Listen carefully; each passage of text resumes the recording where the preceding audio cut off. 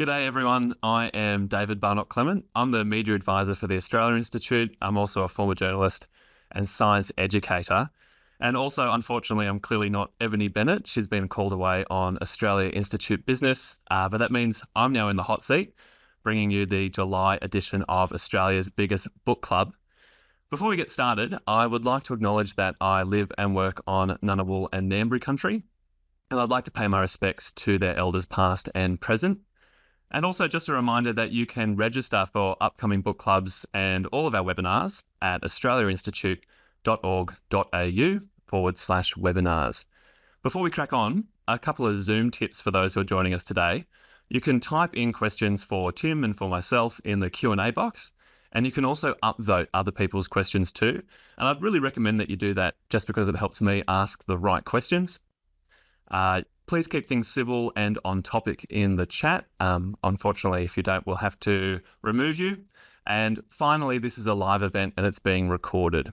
And the video will be available at the australiainstitute.org.au. This month on Australia's Biggest Book Club, we're joined by Tim Forcey. He's the author of My Efficient Electric Home Handbook, now available in all good bookshops.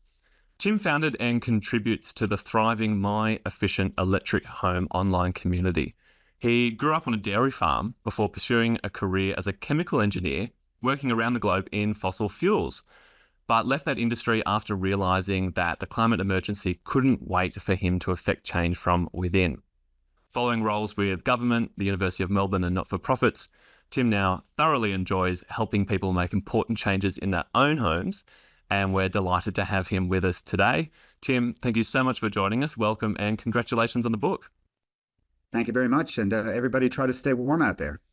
Yeah, we were discussing just before that it's a little bit chilly in Melbourne today.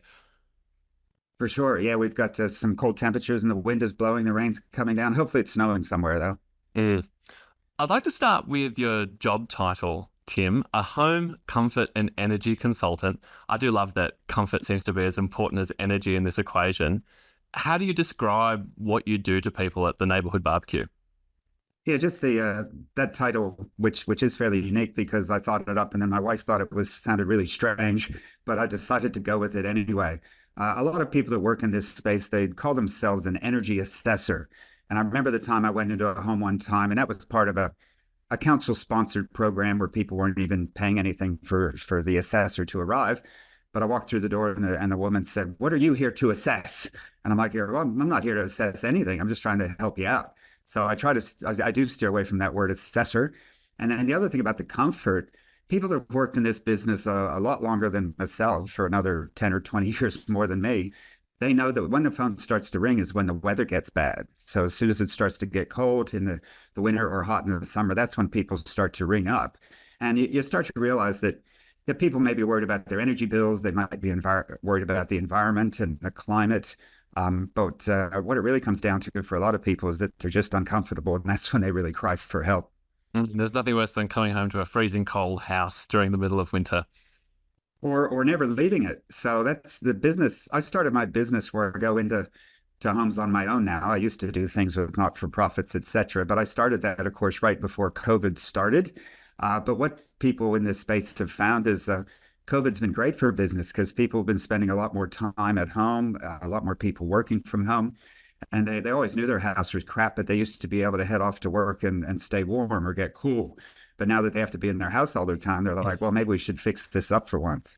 Yeah, for sure. And when you started working as a consultant, that was actually during the 2019-2020 bushfires is when you started looking into it. And people were talking about not necessarily staying warm in that particular time of the year, but actually keeping smoke from out of their house as well. Oh, yeah, there's just so many benefits to understanding what's going on in your home. And so, yeah, read the whole book, and there's chapter after chapter. But an important one is air quality management. So you can draft-proof your home, not only to improve the energy performance, the thermal performance, to improve comfort, but you can also keep nasties like smoke from coming into the home. So there'd be some benefit there. But also you need to make sure that the things you're doing don't make the air quality inside the house worse. So I suppose we'll talk about that later. But yeah, there can be some real value to understanding how your house responds to the external environment, regardless of what's out there, whether it's heat or cold or smoke or you have it. Mm. When I was going through the book, I noticed that it's very nitty gritty. You really go into the details. But before we jump into the fine grained stuff, I wonder if you can describe kind of your journey from that dairy farm in Pennsylvania in America through to the fossil fuel industry, and then what eventually made you decide to turn away from that and write the book that you have. Yeah, not only was it a dairy farm in Pennsylvania and USA, but it was sitting on top of coal. And it was probably sitting on top of gas as well. Yeah, I think I remember my folks getting a couple $100s a year in gas royalties and that sort of thing. And later they strip mined, the one half of the farm to put me through university. So Mm. fossil fuels were always very present there in the late 70s and early 80s. And in those 1970s, we had a couple energy crises when there was Middle East unrest, and so the whole energy efficiency thing became something that I was very aware of, even as just a kid going through junior high school or high school. I obviously was interested in the sciences and ended up becoming an engineer. But this whole business about energy and efficiency, that's always been right there in front of me when I was a kid with these energy crises and the price of electricity was going up. I remember my folks wrapping the hot water heater with insulation so that would save a few bucks. And they even had triple glazed windows in the home. And this was back in the 1970s in America. And these days we're still in Australia talking about whether we should have double glazed windows or Mm. not. But I went to university, studied chemical engineering, and still it was the energy crisis. And my first job was with Exxon Chemical in the petrochemical space. And then later I migrated to Australia permanently with BHP. But part of the job was always energy efficiency. I mean, that's just good business. Why would you waste any resource? And so, on huge industrial scale, we would work with heat pumps, and so I'm aware of the refrigeration systems and how those sorts of things work. But that was on the industrial scale. But at the same time, I was always doing things on the home space. So we did migrate to Australia permanently, bought this same old weatherboard that we're living in near Melbourne. It dates back to 1903. We started doing renovations straight away to put on a couple bedrooms for the kids. It's about 1994. And, you talk to the builders and it's like, do we need double glazed windows? Because I was accustomed to that. And they're like, no, you don't need double glazed windows. And I'm like, how about insulation in the walls? And it's, no, you don't need that either. And I'm like, tell you what, why don't we put some insulation in the walls? And Mm. certainly we're quite happy that we have insulation in the walls. But there have been many renovations to the house since then as we continue to improve it. Yeah, well, you do mention in the book this home that you have in Melbourne, 120 years old. And you've gone through a process of making it more efficient, electrifying it, so you don't just talk the talk, you've walked the walk. Can you take me through that process? Where did you start and where have you finished? And we have that chart. I don't know, is that all the time you want to bring that up? Yeah, Or yeah, we can bring up the okay, chart. okay, I'm going to try Stand by for the screen share. the share screen, and it doesn't look like it's working. We That's all practiced it good. before, um, but it doesn't look like it's working. Forget it. Okay, But for I everyone at guess. home, the graph starts quite high and then over the years goes down and down. Yeah, What and is it's decreasing in that graph? Yeah, and it's the only graph in the book. And what I did is our home wasn't the first to electrify. It wasn't the first to get off gas. Others have done this. Others have drawn graphs. But I did manage to save the gas and electricity bills over the years, so I could put a chart together. And it starts in about 2008. You can see on the chart we're using a lot of gas and a lot of electricity. By 2009, the electricity purchases have gone down a bit because we put up those first 6 solar panels that people were doing back then in the John Howard, Kevin Rudd days. And then through the next few years, you see the amount of gas we're buying goes down because we were draft proofing and insulating and improving some window treatments and perhaps doing a renovation and improving some windows. But the real game changer was in about 2016 when we got off the gas heating and onto heating with air conditioners. And what I had done is after I'd left the fossil fuel industry at one point, I had a casual research gig with the University of Melbourne. And we were about the first ones to work out that in 2015, you could heat a home with a reverse cycle air conditioner for a third the cost of burning gas. So that was pretty amazing. And I should put in a note here that part of that research was funded by the Australia Institute, but also funded by farmers and others in Victoria, because back at that time, it's when Victoria was under threat from the fracking. And so people were interested to know, hey, do we have any alternatives to gas? And it occurred to us that we had probably a pretty good alternative to gas, which was heating with an air conditioner. And when the numbers came out, it was a third the cost, which was, yeah, probably bigger than I expected, bigger difference. And the reason was because back in 2015, that's when the price of gas really started to shoot up in Eastern Australia because the exports from Queensland started. But anyway, back to our home story. Yeah, that's when we started, straight away after that, I had to walk the talk and put the Melbourne Uni research to use. And so we put in a couple of air conditioners, and that's with what we heat with today. I'd put the ducted gas heating into the house in 1994, but stopped using it again in more recent times. So that really crashes your gas usage. If anybody's in that same situation today where you're using gas for heating, hot water, and cooking, the biggest thing by far is for the heating, if you're in Victoria or Canberra or parts of New South Wales, and the water being the second thing, and then the cooking. So it really causes the use of gas to fall away when you get heating with the air conditioners. And yet what you find is that the use of electricity doesn't go up that much because the air conditioners don't necessarily require that much electricity to run. And then in later years, we got off the gas hot water. We added some more solar panels, and we got off the gas cooking. So these days, instead of the home, buying a lot of gas and electricity off the system, if you look at it over the course of an entire year, the home is a net energy exporter back into the system. And, same deal with emissions. Instead of it being a cause of a lot of emissions, you could say that it's actually exporting energy and therefore reducing someone else's emissions. And the energy bills, get to be fairly small. We still probably get a $500 a year electricity bill. We operate an electrically heated spa, which is a luxury item, but we don't have an electric car yet. So that's not in the equation yet, and no battery. But so about a $500 a year electricity bill. But if we'd not made all those changes I talked about, we'd be looking at $3,500 a year for a gas and electricity bill. And I see a lot of clients like that. They're spending, $20 a day on gas heating down here in Melbourne. So it doesn't take long to run up a big bill. But we're saving $3,000 a year, or as I like to say, $30,000 if you look at it over a 10-year period. So those are good economics. Yeah, you had a block quote near the start of the book, which made me laugh. It read, "A nice thing about free heat is that it is free." In this context, you're talking about a heat pump, which I think is a technology that really kind of encapsulates what your book is all about. What is a heat pump, and how does it give us free heat?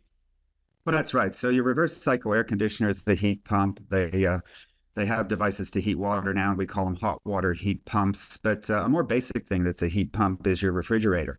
So everybody pretty much owns a heat pump. And how does it work? It somehow manages to collect the heat from around the food and pump it back out into the kitchen where that heat came from. And then the heat can try and get back into the fridge again through the insulation. But the fridge comes on and off, and it continuously runs its heat pump to pump heat away from the food. And to do that, it's just basic refrigeration. So in this cycle, at one point, the refrigerant gets really cold. There's a heat exchanger in your fridge, and so the heat flows from around the food into that cold refrigerant, warming up the refrigerant a bit. Then the refrigerant continues on its cycle, goes through a compressor, which makes the refrigerant really hot. And then the refrigerant goes through a heat exchanger that's wrapped around your fridge, and the heat then moves back into the kitchen. The refrigerant continues on. It goes through an expansion valve and gets icy cold again and goes back around through the cycle. So that happened a long time ago. That was the invention of refrigeration, and that allowed us to have things like cold beer, which was pretty nice. Then someone said, well, hang on, if we can keep the beer cold, we could keep like the whole lounge room cold. And they built that, and they called that air conditioning. And so that's just a heat pump that manages to collect the heat from your hot lounge room on a summer day and pump it outside. So now we've got cold beer and a cold lounge room. So that's pretty good. But then someone works out, hang on, we can actually collect free heat from outside in the winter and bring it inside so that we can have a warm lounge room in the winter time. So that's basically what reverse cycle air conditioners do. When you push the heat button, they turn around, they run backwards. very, very cold refrigerant, might be minus 25 degrees, goes outside, sucks up heat from the outside, even if it's, in Canberra, 5 below, This, doesn't yeah, matter. this was something I was Mm. going to bring up, which is that if you live in a cold environment and people talk about extracting heat from outside, it's not particularly warm outside, but because you're saying that refrigerant is so cold, it can still take advantage of that. Yeah, I mean, sometimes if I'm presenting in the summer and I'll say it's 35 degrees out there, there's obviously heat in the air and everybody agrees. Hmm. But if I'm presenting on a cold winter night and I say there's heat in the air, but it's only 8 degrees outside, they disagree with me.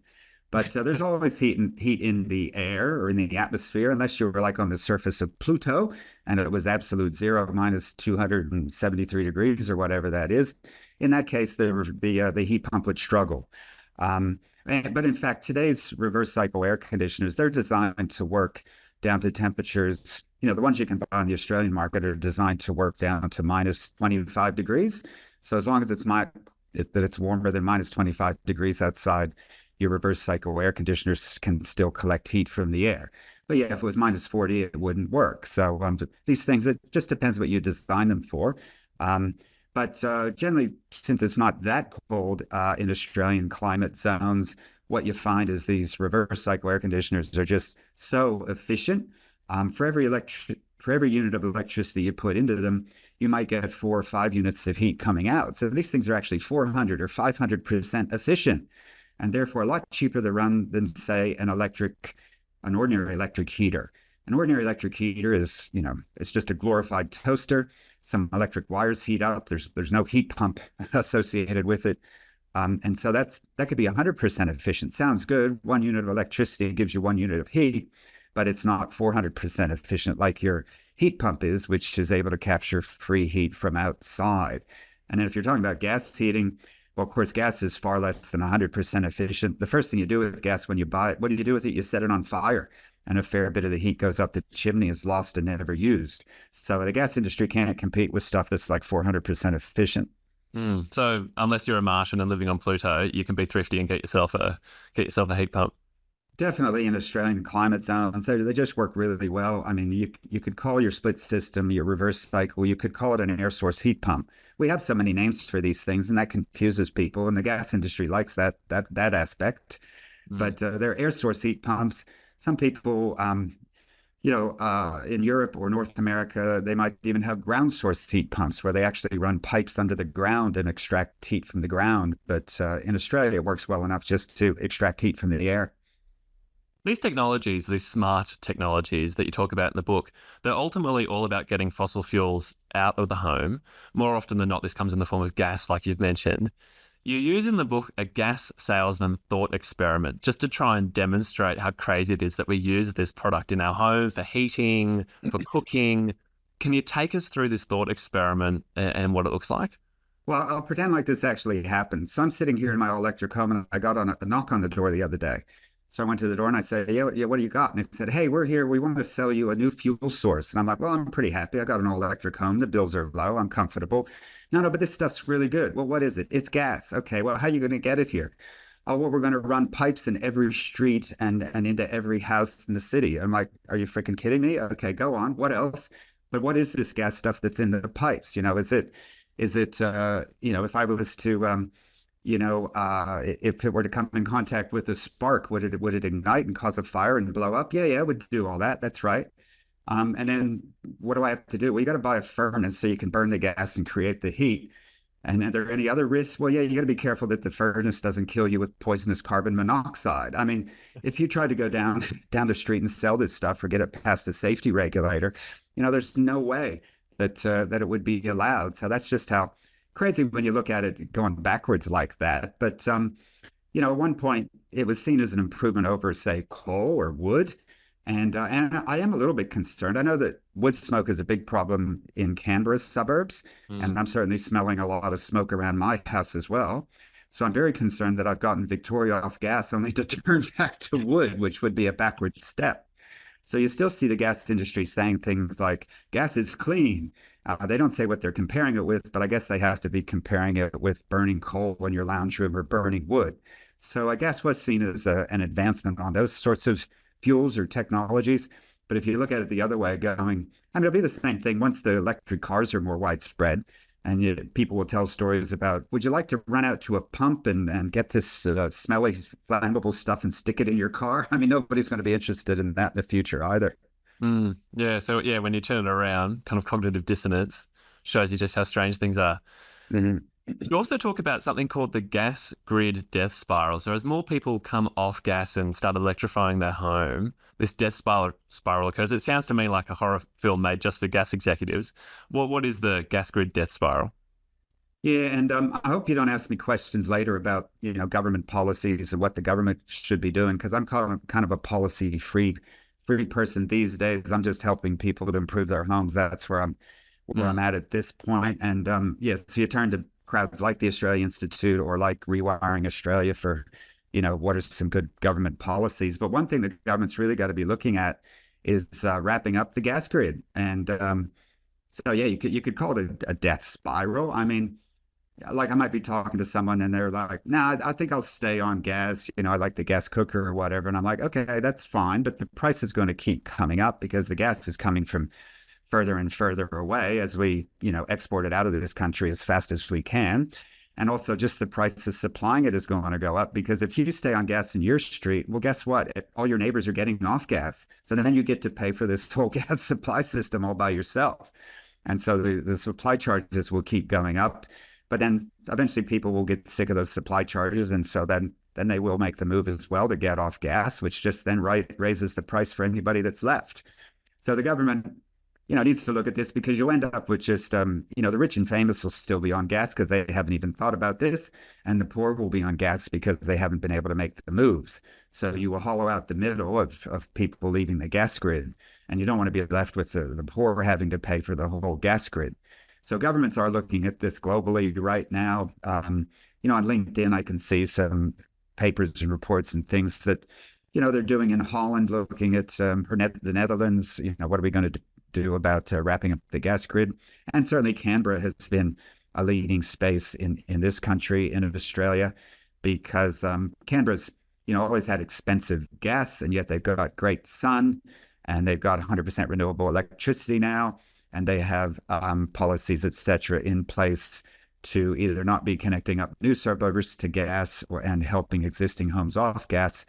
And so a plan needs to be developed financially and everything else. How do we decommission this gas grid, which we're really not going to need into the future? And I don't know what the answers are. That's not what I've been specializing in. But I guess just, people, if you're still using gas, just keep a close eye on the gas bill, and you'll see not only the price of, every megajoule you burn going up, but also the connection charges will increase. I think we've heard, just with the 1st of July or the 1st of August, gas price increases of 12% or something like that this year.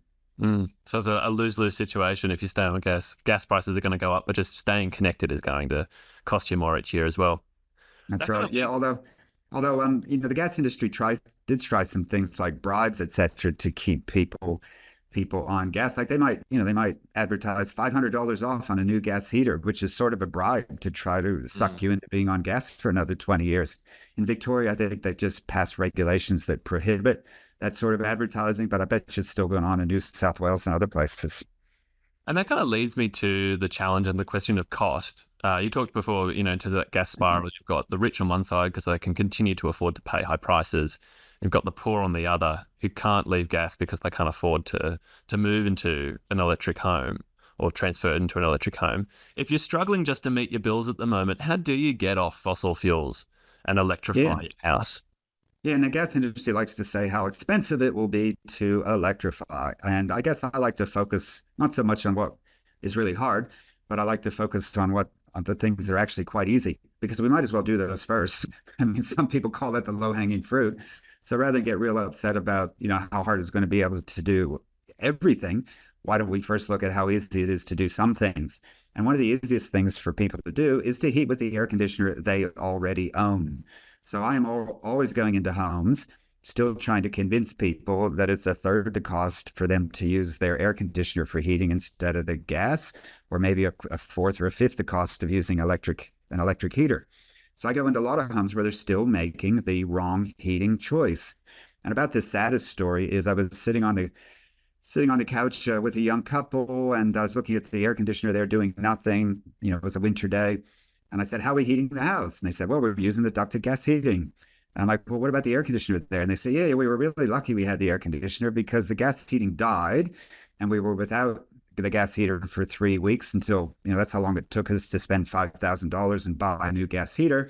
But during that time, we were able to use the reverse cycle air conditioner for heating, and it worked really well." And then I had to break the news to them that it was a third the cost to keep heating with that air conditioner rather than using the gas furnace. So sorry you just spent the $5,000.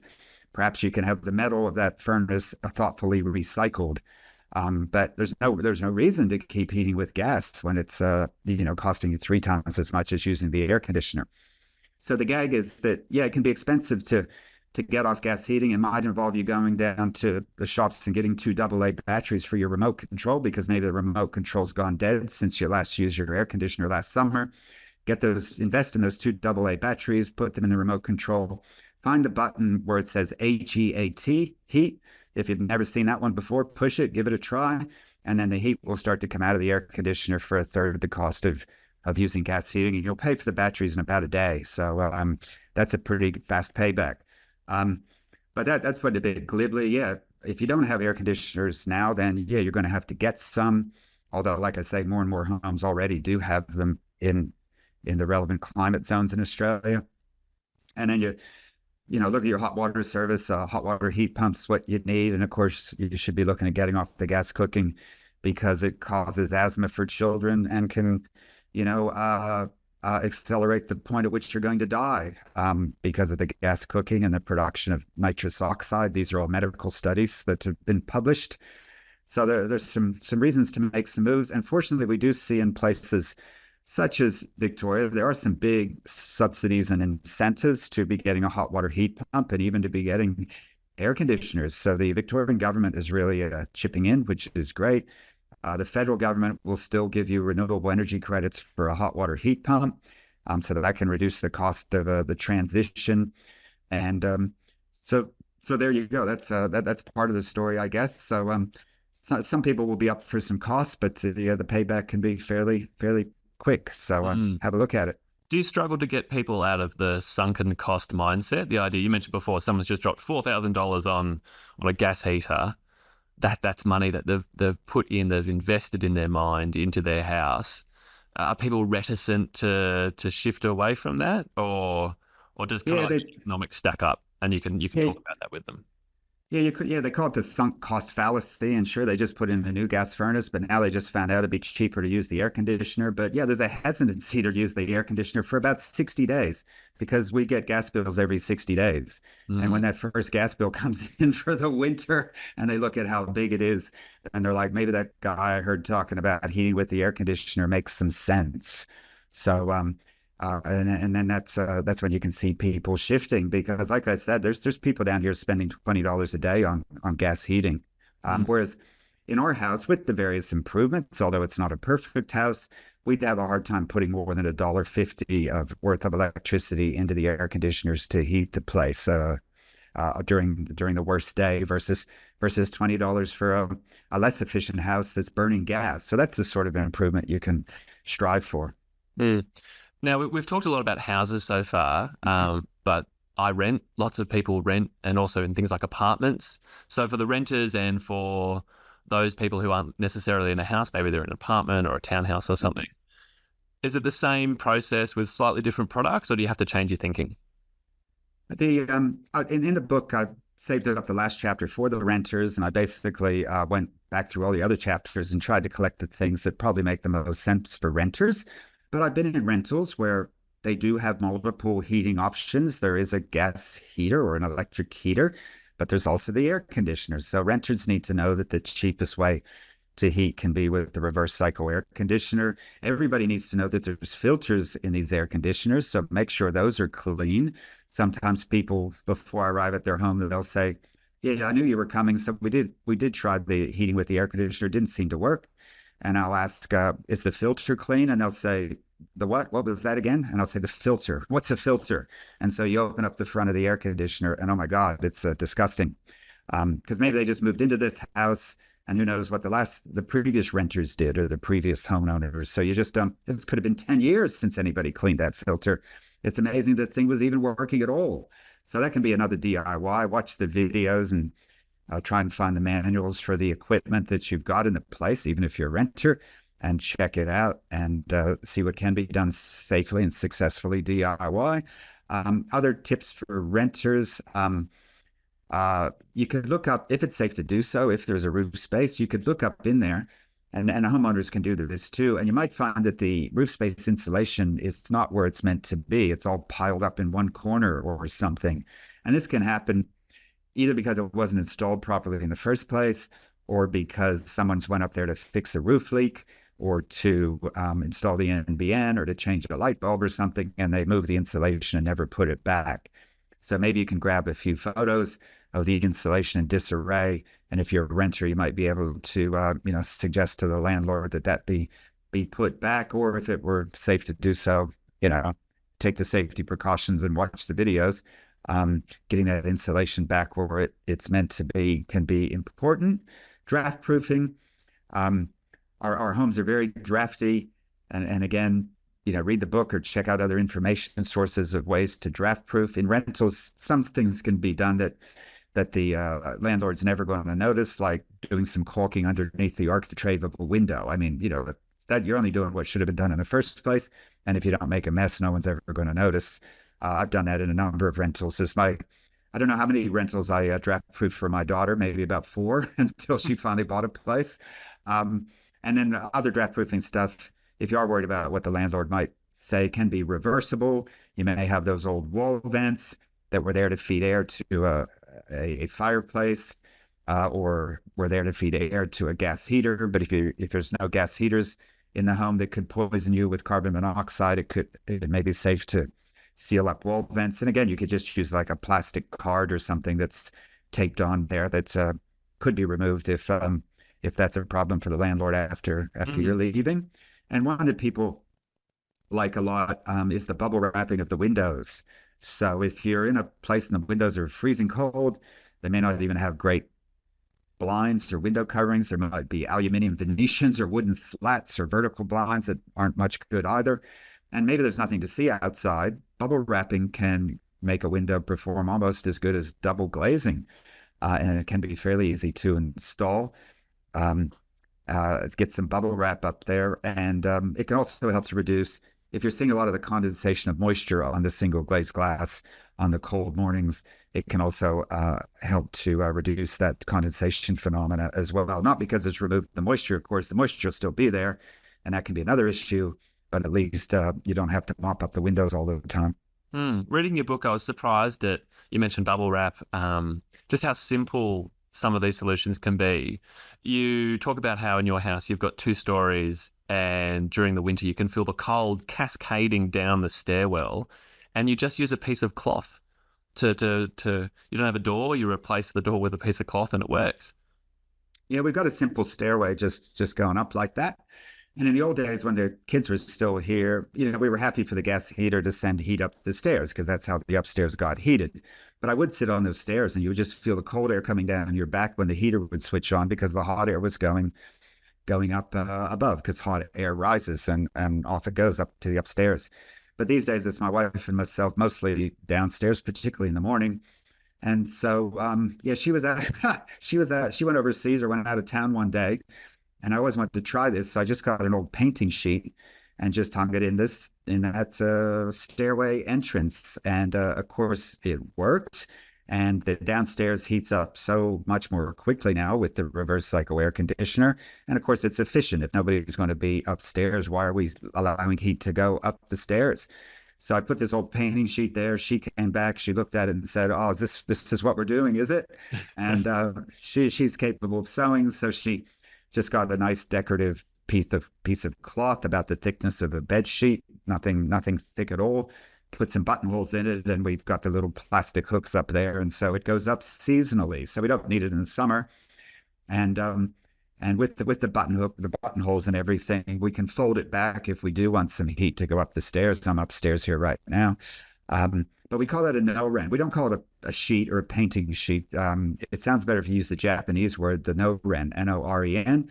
And I put that up on the Facebook group, and then straight away other people posted what they had already done or what they decided to try. And it makes such a difference. So on the one side of just this thin sheet, it might be 20 degrees, but poke your head on the other side and it's 14 degrees on the other side, just across this sheet. And the reason a thin sheet works is because the house is draft proofed and you're just stopping that air movement. If the house wasn't draft proof, then the sheet would be useful for showing you that you've got leaks because the sheet would be blowing around on a windy day. If our sheet is moving around, it means that I've left a window open upstairs. So that's a good giveaway to go back upstairs and close that window. So that's the no-rent. And zoning. What this is about zoning off spaces so that you only have to heat or cool the spaces you're in. So that can be a dramatic change just with a thin sheet. But sometimes in some of the fancier homes, architecturally designed, there may be a massive atrium or a more complicated stairway, and it's unfortunately impossible to isolate the upstairs from the downstairs. So good luck to you. You're going to be losing a lot of heat going upstairs. Is that something, a lot of your work would revolve around older buildings, houses that are already built, but looking at the type of housing stock we're building at the moment, are we taking this kind of thing into account, using kind of the natural materials, things like the aspect of a slope, zoning in rooms? Are we taking that into account when it comes to designing new buildings? I mean, you can find people that do a great job. And so you're there in Canberra. One of my gurus or people that has taught me is Jenny Edwards from Lighthouse Architecture and Science. So they win lots of awards. You can see the great stuff they do, particularly with retrofits. But no, in the main, I don't see where designers are thinking about these things. Yes, the house may need to be built to, at least on paper, meet that new 7-star standard. So that's better than the 6-star standard that we used to have anyway.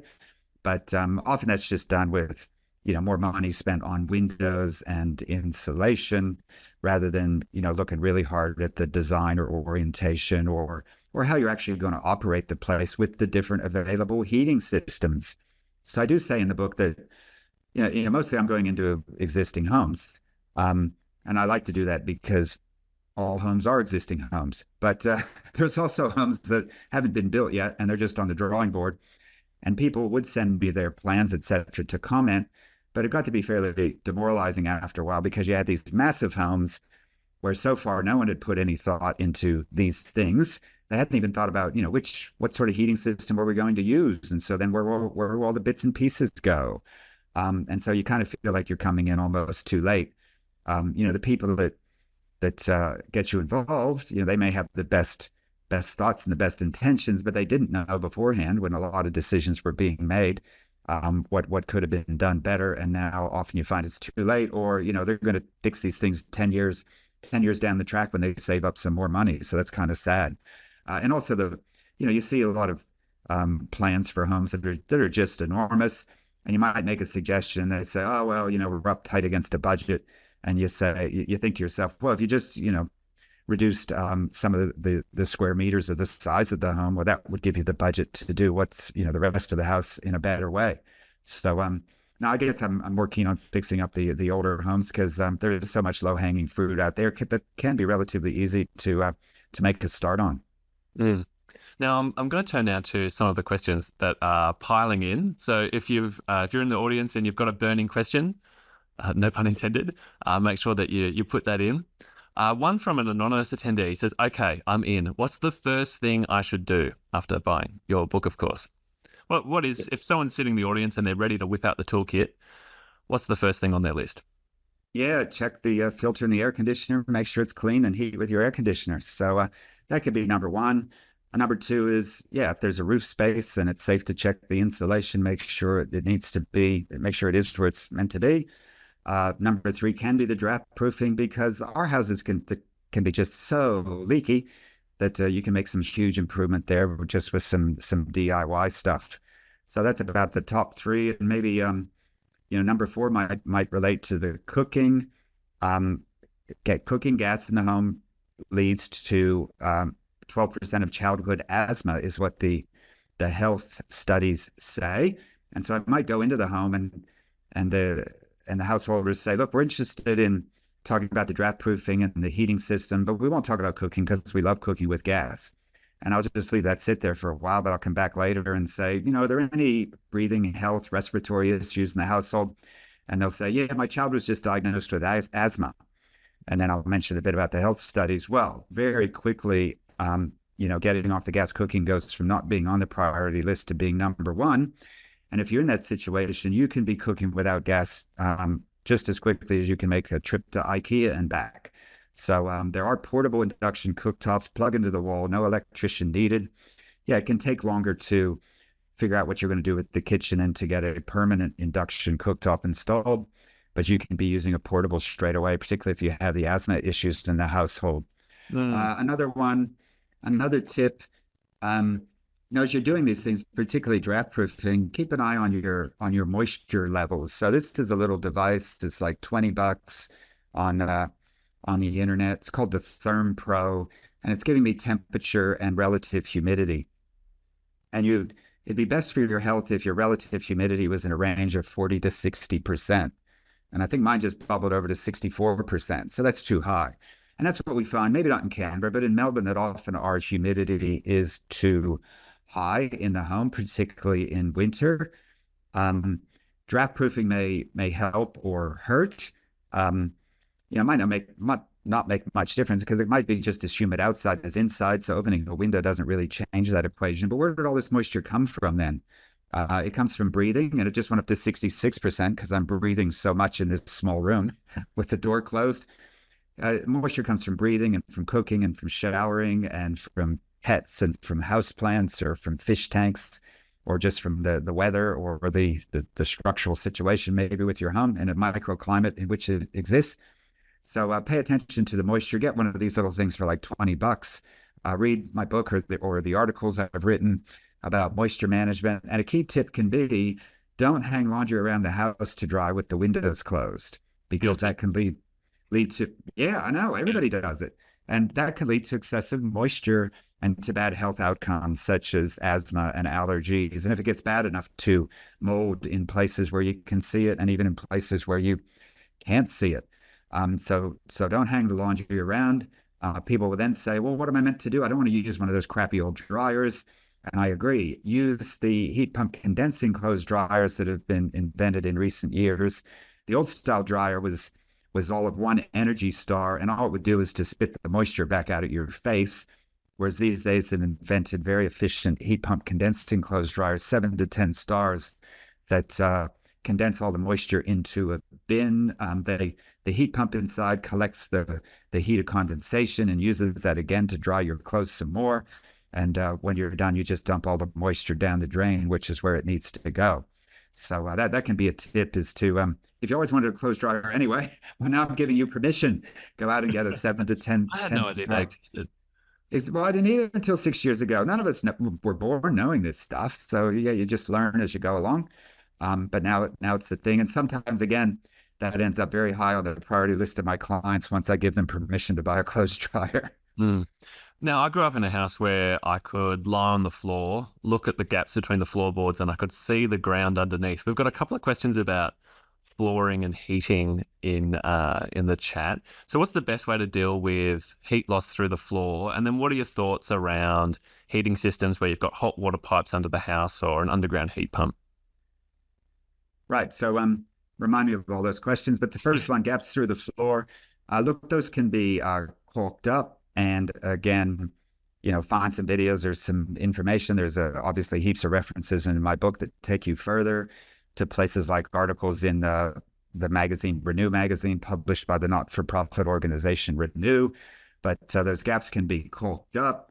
Underfloor insulation, if it's, if you got 500 or 600 millimeters that someone can crawl around underneath there to put underfloor insulation in, that's definitely recommended. I mean, it's been a minimum requirement by the building standard for, at least the last 10 years. So it's not like underfloor insulation's a hippie greeny thing that you should live without. No, you should actually have it if people can get under there. That's the biggest flaw with this old weatherboard, is they're so close to the sand that if I wasn't here talking to you, I'd be under the house digging, trying to get the underfloor insulation in there.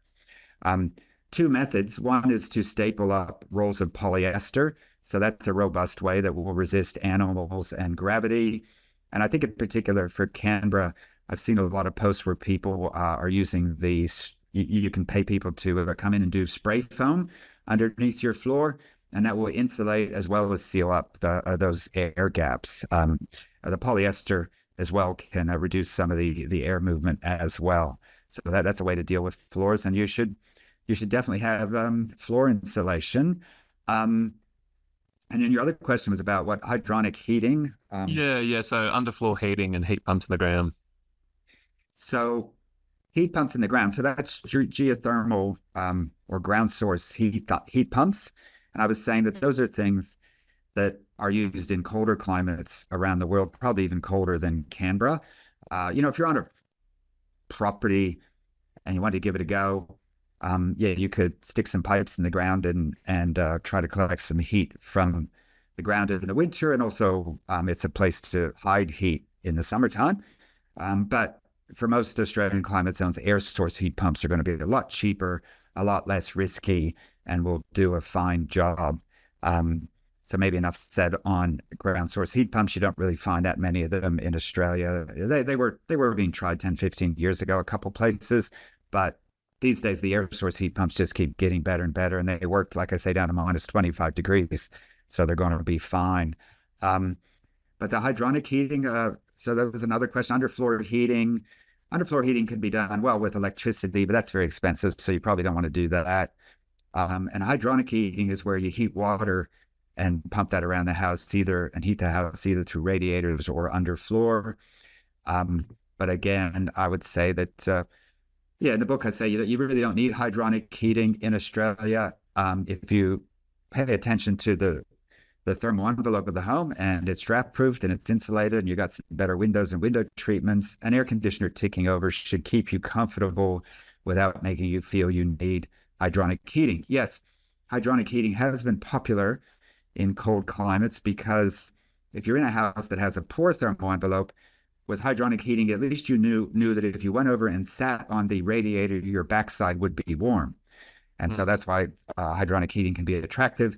But I'd rather be in a house where every surface is warm and is radiating heat at you because it's insulated, and that heat has been provided by a reverse cycle air conditioner, and you're just comfortable. You don't really care where the heat is coming from. You don't feel the need to have to go sit on a radiator. Tim's got a really interesting question. He's got an all-electric house. He's doing very well with a heat pump, 10 kilowatt solar, and an EV. The house has roof and floor insulation, so it's looking pretty good, but they've got windows that leak a lot of heat in winter. They've done the draft proofing, but they're wondering about the relative benefits of octagonal or honeycomb blinds versus double glazing, relative costs, efficiency gains. No, usually the first thing you do is the window treatments rather than change the windows themselves, because you're going to want to do that anyway. I mean, if you were to invest in great window treatments and then you find the money to, go ahead and upgrade the windows, you're still going to want those great window treatments, even if you had double glazed windows. So you might as well get the great window treatments happening first. And I'm talking about heavy drapes, possibly even with pelmets, or yes, the honeycomb blinds, or they also go by the names of cellular blinds or pleated blinds. And if you haven't seen them, they're pretty cool and sexy. There's a lot of modern ways they can be done, which give you a lot of a very attractive look to them. And it's the air that they're able to trap in their cellular structure that is the insulator, and so can keep things warm. But whatever sort of blinds or window treatments you have, use them. I stay fit running around the house twice a day, manipulating 20 sets of blinds. So I don't even need a gym membership. But I've been in homes where, I was with a client one evening, and they're like, "Oh, it's cold." I'm like, "Let's use the air conditioner." "Oh, it's still cold." I'm like, "Well, let's put the blinds down." They're like, "Oh, we never put the blinds down." And I said, "Well, let's just try it. Let's just put the blinds down." So we put them down, and we weren't there much longer. And they said, "Oh, gee, the place has never felt so warm." Because blinds work. They stop your body heat from radiating out through the single glazed glass to outer space. But then if you do want to go further and upgrade to somehow upgrading the glazing itself, there are treatments such as secondary glazing that can be done with acrylic plastic. if the frames are fine, wooden frames are fine that you have, they're not rotten or anything. There are glaziers that can bust out the single glazed glass and put double glazing in. But if you have some wooden frames or whatever that are rotten, or you've got aluminum frames, you can have a look at replacing them with double glazed windows that have plastic frames, UPVC. Plastic frames are quite effective, and so that can be the way to go. Now, you might find it's hard to replace every window in the house, and even today, we haven't replaced every window in the house. This room I'm in right now has single glazed glass. But other rooms that we're in more do have the double glaze. So you can prioritize. You can say, right, there's a window that we sit next to a lot. I don't like the way it functions anyway. I rather it would open differently. And the frame's starting to rot. Well, that could be a good case to say, let's upgrade that window anyway to a new UPVC double glazed window, but maybe you don't do the whole house. Yeah, so you don't really need to go through and gut an entire house all at once. You can kind of chip away over time in certain. Yeah, that's the way you prioritize it. And I mean, you're not never going to get your money back on reduced energy bills by double glazing your windows in Australia, particularly not if you're heating with an efficient reverse cycle air conditioner. Your heating bill is going to become smaller anyway. But you do upgrade the windows more from a comfort point of view. If you we would just like to be, maybe you're in a home office and you're there all winter long, and you do have the blinds up because you don't want the blinds down in the middle of the day when you're working. You want to be able to look outside and contemplate the outdoors. But the window is very cold. So that could be one to prioritize and upgrade in your home office. Ewa, I hope I got that right, said she was really pleased to see a section in your book, Learning from Volunteers. She asked, how significant do you think the role is for not-for-profits and volunteers in this space? And maybe this is an opportunity to talk a little bit more about your Facebook group. Yeah, no, it's absolutely essential. Yeah, the Facebook group, that all started, with me as a volunteer. Now I'm not even an admin anymore. There's 6 other people that are volunteering their time to be the admins, and then all the members that are there putting in helpful information or volunteering their time. But also, we're happy to hear from businesses at the Facebook group, My Efficient Electric Home. Otherwise, how would we know what's going on out in the world if we didn't hear from the businesses transparently disclosing what they have to offer? But not-for-profits like the Australia Institute or Renew, and Rewiring Australia, and all the electrification groups that have sprung up. Here where I live, we started the Bayside Climate Change Action Group back in 2006. That's how long that's been running. We've got the amazing Electrify Burundara group down here that are just incredible, the things that they do. Sure, most of this stuff wouldn't be happening if it weren't for that sort of presence from volunteer activity that's going on out there, because it is essential. I'm not going to be able to speak with everyone, and not everyone's going to buy the book, but everybody can go talk to their neighbor and hopefully provide some good information and get that community information spread around to help people to improve all these aspects of their home. Some of these topics can get sometimes a little bit contentious around the dinner table. You've got an anecdote in your book of when you first bought solar and you went around the neighborhood telling people about it, and someone scoffed, "Oh, that wouldn't power a hand drill." How do you approach those types of conversations with people? I'm well, with that guy, I just kept going, I guess. And back in those days when we put up that 1 kilowatt, it was heavily subsidized by the federal government. I think it paid off in a year. We had to put up like $500. That was it for a kilowatt, and it paid off in a year. So he missed out. I mean, you can lead the horse to water, dunk its head in the water, and it still might not be drinking, I suppose. Gee, that question. Not sure I've got a good story to respond to it, but people will be receiving big gas bills. That'll send a message. Down here in Victoria.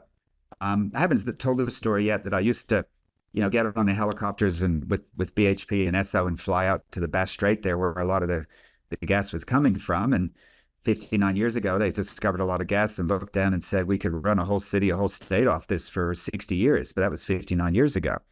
So the local supplies are just about gone. And this is why the Victorian government has switched on to help people to move beyond gas. But it's going to be more and more in the news. Even, all the news services will have to carry this. just where is the gas coming from? And when people realize, I could heat my home for a third the cost with an air conditioner, and we're not even really sure where the gas is going to be coming from next year anyhow. And the supply charges just keep going up all the time. Yeah, more and more of these people will be convinced eventually. We've got another question about solar and batteries. So if you can't store the energy that you've got for free and you aren't getting paid that much for it when it goes back into the grid, is it still worth getting the panels? Look, I meet with clients, and yeah, we may come up with 10 things they could do to improve their homes, and solar panels aren't on the list. You might do the economics, making some assumptions, and you see it's a 10-year payback for the solar. I mean, that makes it slightly better than a term deposit for that sort of an investment, but it's not like it's a barn burner, and you shouldn't be that concerned that you don't have the solar yet, or you've got other things ahead of it in the priority list, like getting off the gas cooking, or getting heating with the air conditioners, or the draft proofing and the insulation and the window coverings. A lot of these things can be a better investment than solar, and also they can make you more comfortable. A new solar system isn't necessarily going to make you more comfortable, and part of the reason the economics are maybe not as great as they were a few years ago is the reduced feed-in tariffs. So if you do have the solar, or you get the solar, you do want to self-consume it. You'll still probably get paid something for selling it, but it won't be that much. So it is all about self-consumption these days. And in particular, of course, the electric car is coming, or it's here. I don't have an electric car, but more and more of my clients do. So it's starting to get a bit embarrassing. My wife reminds me every day and tells me we should spend more time looking at the electric cars and get one. So some of your electricity can go into the car if it happens to be parked at the home during the sunlight hours. Whereas on the other hand, I don't really see that a home battery is generally going to make the list of things that people could be spending their money on once we've had a good look at the house, at least not, for the first choice items. And the battery that you're going to get in your car anyway is going to be 6 or 7 times bigger than the home battery anyway. And we do look forward to the day where we will be running the house and the grid off of our car batteries. So that is coming. There was a successful trial going on in Canberra right now that was in the news recently. So I see that's where some of our so-called excess electricity could go. But sure, if the first thing you did was put up the solar panels, well, then all the rest of the things you should be doing is to get the home off of gas and onto the electrical items. So even if they don't use that much electricity, they'll use some. And you can do things like run your hot water heat pump on a timer so that it just operates in the middle of the day. It's almost like a thermal battery that you can recharge your hot water tank with hot water, and it'll keep it hot for 24 hours or more till you have a shower at 6 o'clock in the morning, and then heat it up again the next day. So that's a way to time shift electricity use or energy use. And also, if there's some sun out here in Melbourne at 3 o'clock this afternoon, I'll probably turn the heaters on. Pardon me? I'll probably turn my air conditioners on and heat the house a bit, because that'll be very cheap heating. And then maybe I can shut them off at 5 o'clock and never turn them back on again for the rest of the night. Well, thank you very, very much, Tim. Fascinating discussion. Thanks for coming along. And thank you to the audience for all your great questions. If you're in Australia, Nobel Prize-winning economist Joseph E. Stiglitz will tour Australia in July and August as a guest of the Australia Institute as part of our 30th birthday celebrations in 2024. You can find all the details on our website, australiainstitute.org.au. And finally, don't forget to subscribe to the Australia Institute on YouTube and to our podcast, Follow the Money, Dollars and Cents, and our new series, After America. There's a lot going on in politics in America at the moment, and Emma Shortis is there to give you all the details. Tim, thank you once again. It's been fantastic to have you on the book club. Thank you very much for having me. Till next time. Thanks for watching. If you enjoy our videos, make sure to subscribe and hit the bell button to get notified when we publish a new one. See you next time.